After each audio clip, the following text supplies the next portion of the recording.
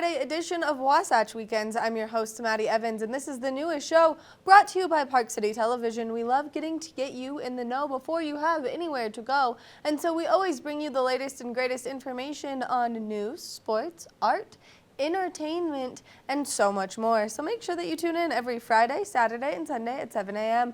Like I said, I'm your host, Maddie Evans, and we've got a great show in store for you for today's episode of Friday's Wasatch Weekends. We're going to be walking you through some great things that maybe are going to get you excited to tune into, maybe on the television, or maybe some great books that you would like to read.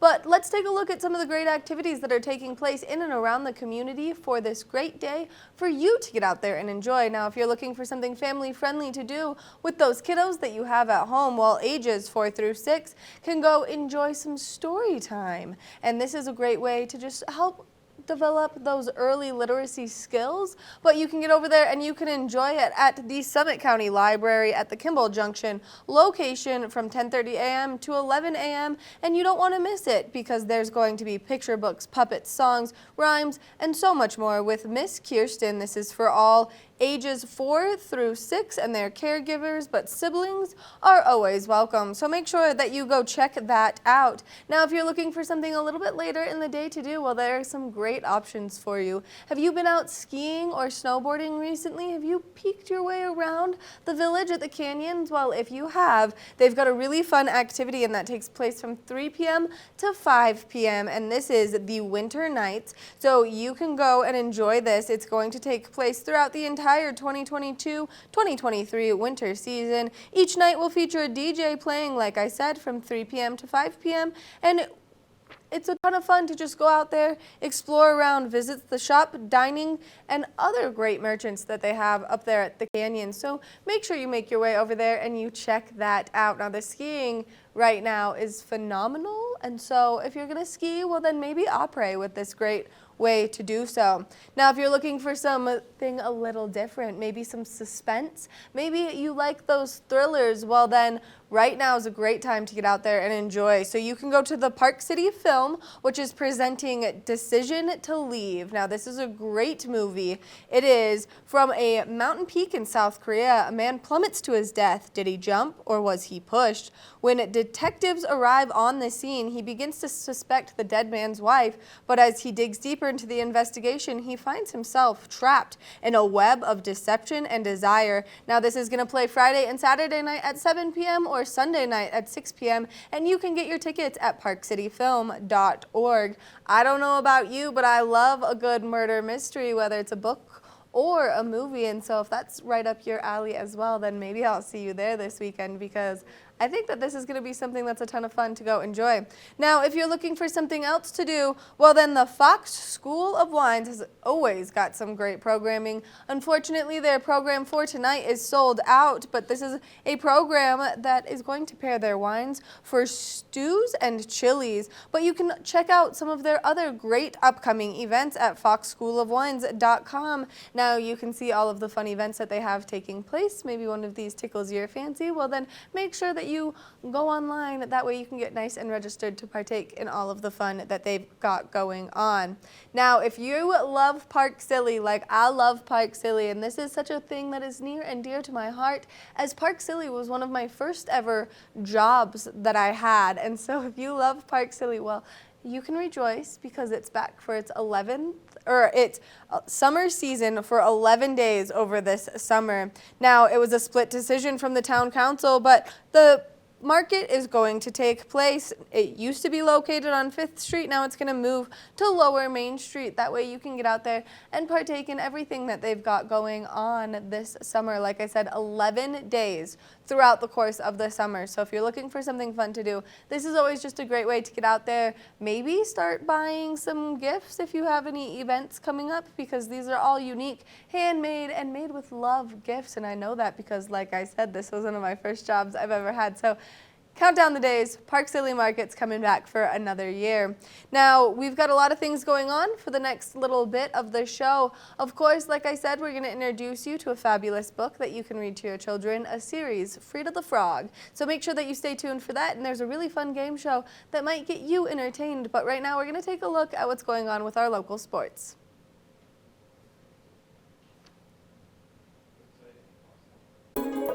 This resort report is brought to you by Sun and Ski Sports, your new mountain sports headquarters.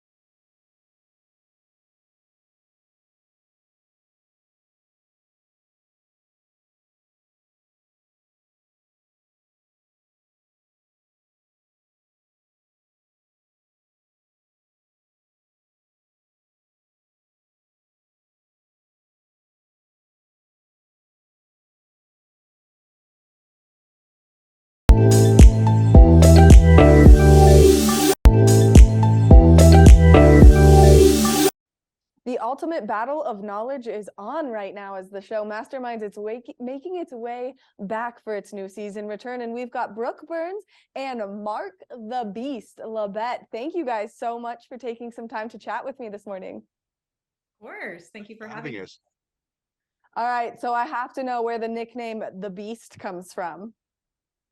My name is Mark Labette, and it's French for the Beast, which kind of fits me at 6'6" and 290. And my little brother, Big Phil, 6'9" and 310, and he's known as the Bigger Beast. You can say he grew into his name. Yeah. He grew into his name. Well, not only that, but you yourself are one of the masterminds. And so can you tell people how you received the title of being a mastermind? Well, I was the world's first, or one of the world's first professional quizzers in the UK. I've played a lot on the British national circuit. I've got multiple national titles. And then plus that, most top quizzers are by nature introverts, which isn't great for TV, whereas I'm blessed with a nice, big, forceful personality, which makes me perfect for the role. That's one way of describing it. You guys are such a force to be reckoned with when you guys hit the stage together. Now, Brooke, as the host of this fabulous show, can you give us some more information on exactly what takes place on Masterminds? Absolutely. We have 3 American contestants that come and play against 3 of our masterminds. They're in it for the $10,000 that they can possibly win if they defeat the masterminds one time. Something new we've added this season that I think makes it, even more exciting is that if they win twice, earning $20,000, they then take the place of one of our masterminds on the stage and get to play as a mastermind. And as Beastie can contest to, it's in the trivia world, that's really what it's about, is being able to show off their knowledge and, of course, who they can beat. And if they can beat the Beast, that's pretty impressive.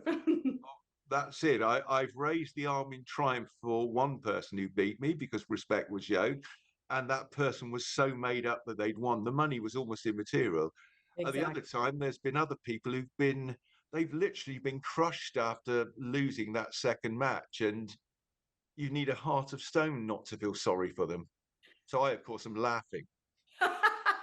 which you possess, Beastie. Well, this is a ton of fun for people to watch. Now, if people want to get involved and they want to compete against the Beast, what's the best way for them to do so? Ooh, practice, and then audition. We have a lot of tests, but they have to go. Yeah, no, they just have to, go through casting. They have a lot of tests that they have to go through and answer. And then obviously there's, as BC was saying, a bit of a personality test, to make sure that it's also good for TV. And now, if people are interested in watching the show. Sorry to talking over you. You can very much get better and better at trivia. So the more you practice, the better you get. Which are great things for people to know, and especially if they're interested. Now, if people want to watch the show so they can start learning trivia that way, where can they see the show? Absolutely. It's on GSN. Our new premiere is tonight, Eastern time at 6 p.m. Game Show Network. This is going to be a ton of fun. Thank you guys so much for giving us all this great information. Now, what's the one highlight of the new season besides people can beat the masterminds and replace the masterminds that you guys are looking forward to? The best part of the new season is sitting in front of you right there in glasses. Mark, the Beast Levette, is joining us for the first time as Kind. our mastermind. I personally think the best bit was when Brooke, who's normally been very prim and proper, starts throwing shade around the set, and she was brutal on some of my colleagues. I can take it because I've known her for 10 years, and you could be as rude as you like to your old friends. Some of my colleagues were crushed by her put downs. What are you talking about? Beastie is the only one who brings out the evil in me. You guys seem like a ton of fun to work with. Thank you so much for this great information, and we cannot wait to see the new season. Thank you. Yeah, check it out. Nice to talk to you, Maddie. Thank you, Maddie. Nice to meet you both, and enjoy where you guys are right now. Same for you. Hit those slopes for us. Oh, I definitely will. Don't worry. Make sure that you tune into Masterminds. That way you can see how good your trivia is. That way maybe you can take down the beast. We're going to take a short break, and when we come back, we've got more of the show. So stay tuned.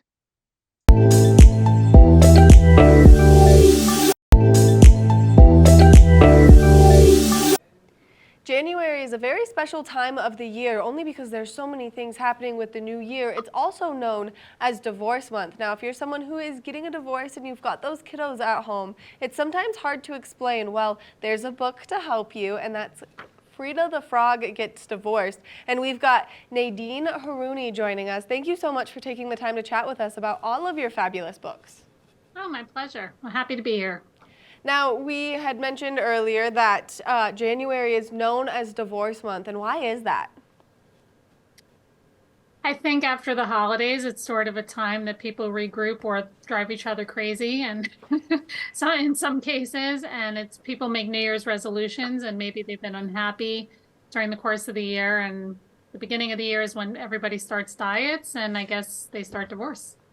Which, I mean, makes sense, but it is hard on those kiddos at home, and especially if they're at that younger age where they don't quite understand what's happening. And so Frida the Frog Gets a Divorce is here to save the day and help those kids through that. Now, what was the inspiration behind writing Frida the Frog Gets a Divorce? So the inspiration is actually my mom. Her name is Frida. I tease her, she spells it wrong. She spells her name Frieda. My Frida is Freeda because the hidden meaning in the name is I want kids to feel free and families to feel free to have these important conversations. When my mom got divorced, and I was taking a class called Writing and Illustrating Children's Books at a college in the city, I made her the subject of my divorce because I mean, kids of all ages go through parents divorcing. I was in my 20s when my parents divorced. And I wrote the draft of the book, and I never tried to get it published because I really didn't know how to do that. This was about 30 years ago.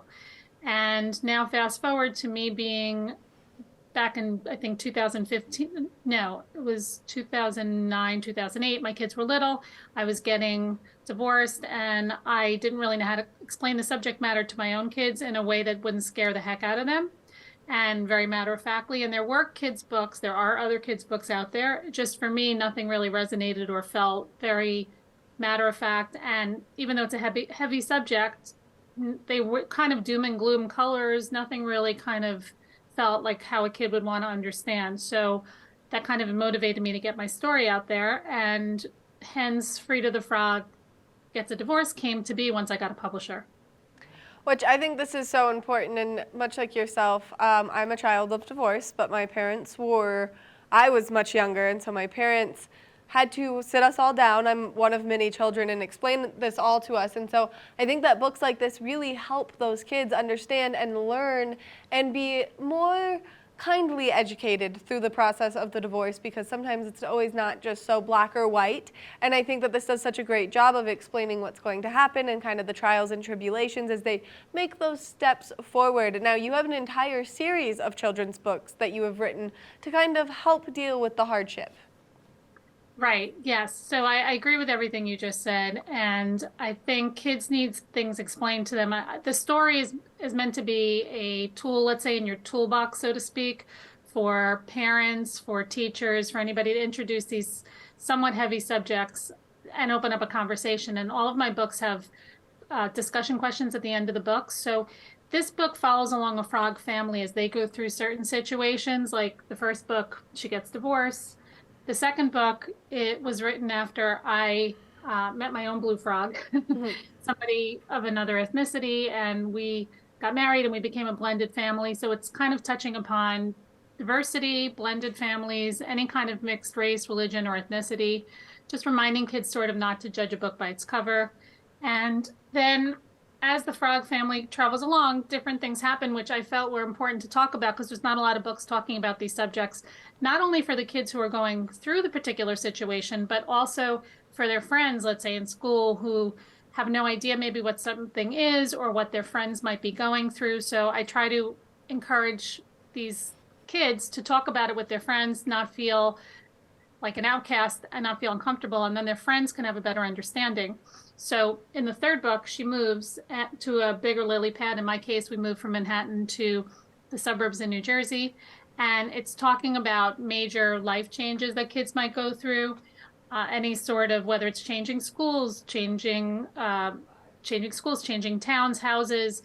Even COVID brought a lot of changes with it. So it's reminding kids that change doesn't have to be so scary after all, which adults obviously could learn. Some adults could learn from that as well.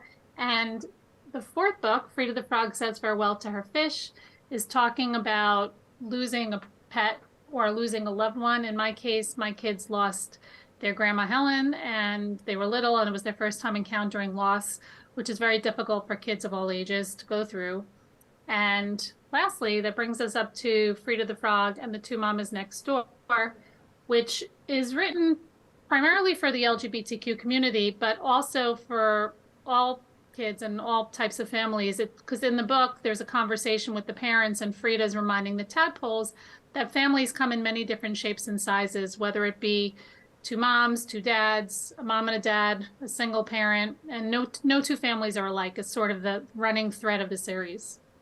Which I think is so important, and you capture it so well, because these are all things that sometimes there's some challenging moments to get through, and especially things like moving or, losing a loved one or a pet that you're bringing to light in a very positive way. So not only is it therapeutic for the children, but also it's going to be therapeutic for those families. And then, of course, as you're sharing this with us and we're learning that this is more of a personal story, it really helps us take a look inward towards not only ourselves, but you as the author, which I think is really cool.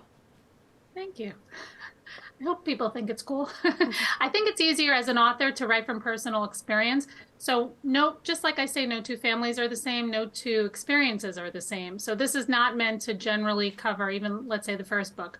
Every divorce is different, but the theme in this series, aside from reminding kids that no two families are the same, is also just reminding kids to open up to parents or teachers, to use books like this as a tool to open up a conversation with kids, to get them talking and not keep their feelings inside, and just not to feel that there's anything wrong with them if they're going through these things, because some of the situations are talking about different types of families. Some are talking about heavier things that shouldn't really be taboo. I agree 100%. Well, thank you so much for writing these books and taking the time to highlight kind of these challenging moments. And you're right, no families are the same. Well, Nadine, thank you so much for taking the time to chat with us, giving us all this great information, and thank you again for writing all of these inspirational children's books. My pleasure. Thank you for having me on. And if people would like to follow you on social media or purchase the books, where can they do so?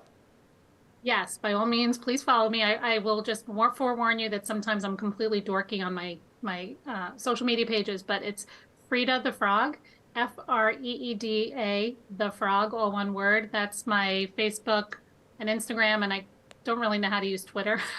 So I have a few things on Twitter. And my website is FreidaTheFrog.com, Freeda, the Frog, all one word.com. Again, thank you so much for taking the time to chat with us and giving us all this great information. Thank you.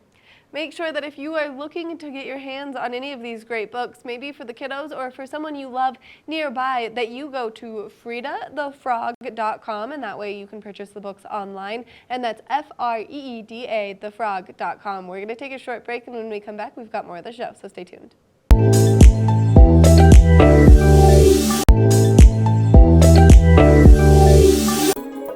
This resort report is brought to you by Sun and Ski Sports, your new mountain sports headquarters.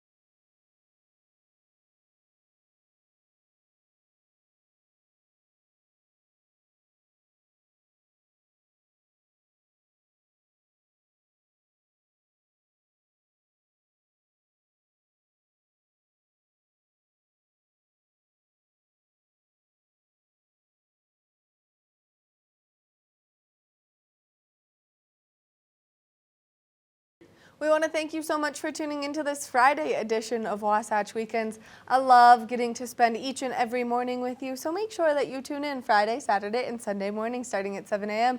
and we'll be here to keep you in the know before you go. Now, I think that the snow is really good, so I got to get out there to hit the slopes, but we'll see you tomorrow. Make sure that you tune in. We'll be here at 7 a.m.